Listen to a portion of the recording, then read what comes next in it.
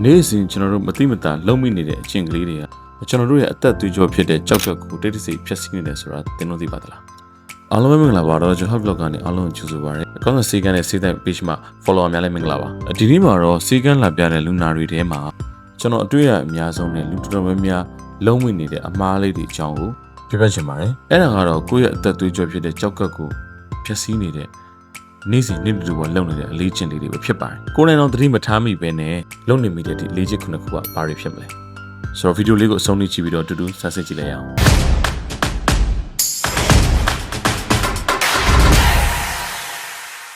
ပထမအချက်ကရေလုံလောက်အောင်မတောက်ခြင်းပထမဆုံးနဲ့အရှင်းဆုံးအချက်ကတော့ရေလုံလောက်အောင်မတောက်တာပါ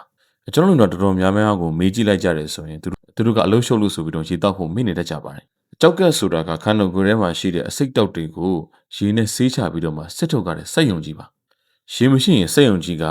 လေဘက်ဖို့တဲ့ပိုယုံခံပြီးတော့မှမြန်မြန်ပျက်စီးစေပါတယ်အသင်းရဲ့စီးရောင်ကအရေးကြီးလေးမဟုတ်ဘဲနဲ့အဝါကြီးကြီးရောင်တန်းနေပြီဆိုရင်တော့တင်ကပုံမှန်ထက်ပိုပြီးတော့မှရေကိုပိုတောက်ဖို့လိုနေပါပြီနံပါတ်2ချက်ကတော့အငံတက်အလွန်ကျွံစားသုံးခြင်းဖြစ်ပါတယ်ကျွန်တော်တို့မြန်မာလူမျိုးတွေကလည်းအငံတက်ဆိုရင်တော်တော်အကြိုက်တွေ့ကြပါတယ်အထူးသဖြင့်ငပိတွေငံပြားရည်တွေအချုံမုတ်တွေအသင့်စားအစားအစာတွေမှာပါတဲ့အငံတက်တွေပေါ့ဗျာမိမိရဲ့စားသုံးတဲ့ထဲမှာစားပေါင်မှုများလာပြီဆိုရင်တွေးတိုးစေပါတယ်တွေးတိုးယောဂဆိုတာကြောက်ကပ်ကိုအများဆုံးပျက်စီးစေနိုင်တဲ့တရားခံဆိုတာကိုသတိပြုစေချင်ပါတယ်တတိယချက်ကတော့အချိုစားတာများတာပါ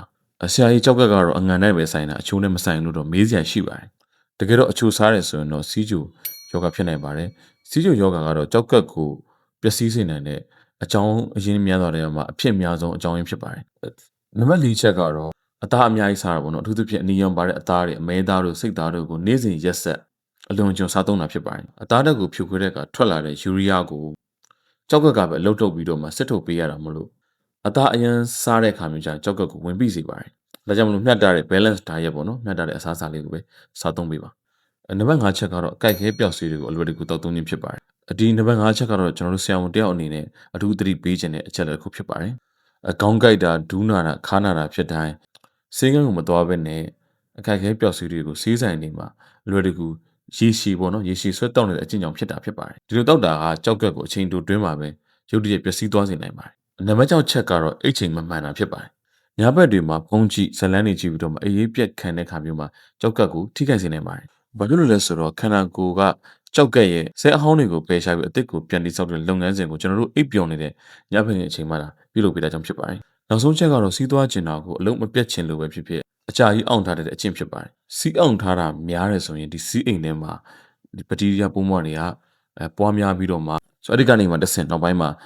ကြောက်ကပ်မှာကြောက်တဲတာတွေစီးပိုးဝင်တာတွေဒါမျိုးတွေအလွယ်တကူဖြစ်နိုင်ပါတယ်ဆိုတော့ဒီခုနှစ်ချက်ထဲမှာအခုလုံးနေမိတဲ့အကျင့်လေးတွေပါတယ်ဆိုတော့ဒီနေ့ကစားပြီးတော့မှပြုပြင်မှုအတွက်လိုအပ်ပါလိမ့်မယ်နောက်ပြီးတော့ကြောက်ကပ်ဆိုတာကလည်းပျက်စီးသွားရင်ကုသဖို့အရန်ခက်ခဲတယ်လို့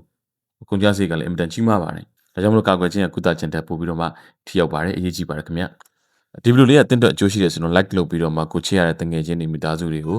ပြန်ပြီးတော့မှ sharing လုပ်ပေးလိုက်ပါပြီးတော့မှန်ကန်တဲ့ကျမ်းမာရေးဘူးတရားတွေကိုနေ့စဉ်သိရှိဖို့အတွက်လည်းကျွန်တော်ရဲ့ Dojo Help Blog ကို subscribe လုပ်ထားပေးပါမေးချင်တာလေးရှိတယ်ဆိုတော့အောက်က comment မှာဝင်ရောက်ရေးသားထားလို့ရပါတယ်အားလုံးပဲယောဂဗျာကင်းဝေးပြီးတော့ကျမ်းမာပျော်ရွှင်ကြပါစေခင်ဗျာအားလုံးပဲမင်္ဂလာရှိသောနေ့လေးဖြစ်ပါစေနောက်ဗီဒီယိုမှာပြန်တွေ့ပါမယ်